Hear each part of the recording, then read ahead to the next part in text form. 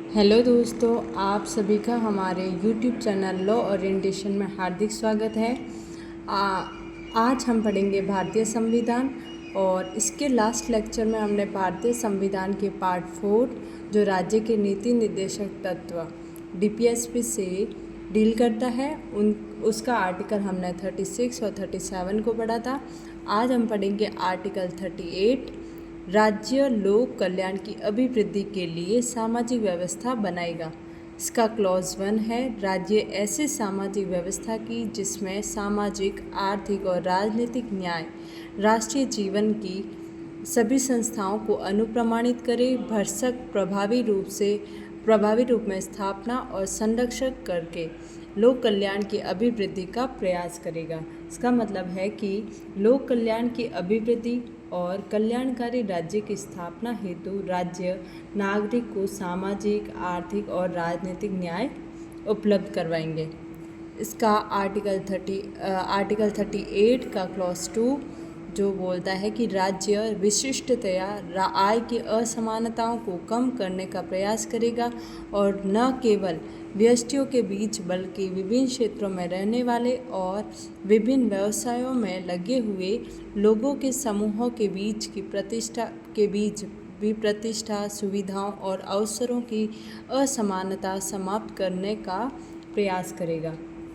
ये जो हमारा आर्टिकल 38 का क्लॉज 2 है वो 44th अमेंडमेंट 1978 के द्वारा जोड़ा गया और इसमें कहा गया कि राज्य आय की असमानता को दूर करेगा और प्रतिष्ठा, सुविधा व अवसर की समानता को समाप्त करेगा।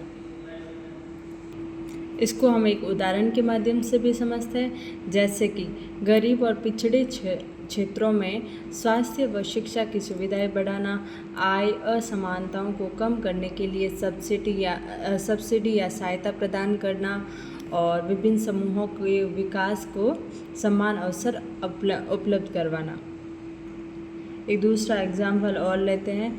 सरकार के द्वारा गरीब या पिछड़े क्षेत्रों में सरकारी अस्पताल और स्कूल खोलना ताकि सभी को स्वास्थ्य और शिक्षा के समान अवसर मिले, और यही इसी अनुच्छेद का और उदाहरण है।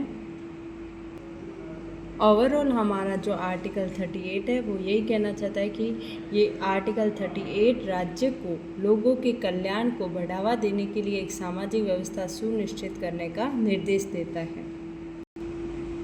इस आर्टिकल को हम कुछ और उदाहरण के माध्यम से भी समझ सकते हैं, जैसे कि आय और अवसर की समानता, कि सरकार उन क्षेत्रों में जहां सुविधाएं कम है बुनियादी ढांचों में सुधार के लिए धन आवंटित कर सकती है ताकि लोगों को बेहतर जीवन जीने और सफलता प्राप्त करने के अवसर मिले। और है कि जैसे नीति निर्माण में सरकार के द्वारा बनाई गई विभिन्न योजनाएं जैसे सब्सिडी, कौशल विकास के कार्यक्रम या फिर आर्थिक सहायता भी जो हमारे आर्टिकल 38 के अंतर्गत आते हैं, जिनका उद्देश्य आय असमानता को कम करना और समाज के सभी वर्गों का कल्याण करना है।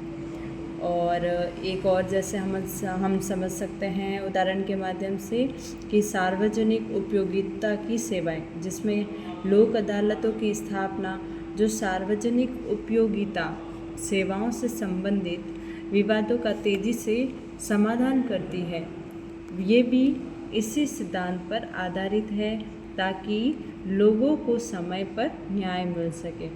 संक्षिप्त में हमारा आर्टिकल क्या कह रहा है कि सरकार को ऐसी नीतियां बनाने और लागू करने का निर्देश देता है जो नागरिकों के कल्याण को प्राथमिकता दे और समाज में समानता और न्याय को बढ़ावा दे।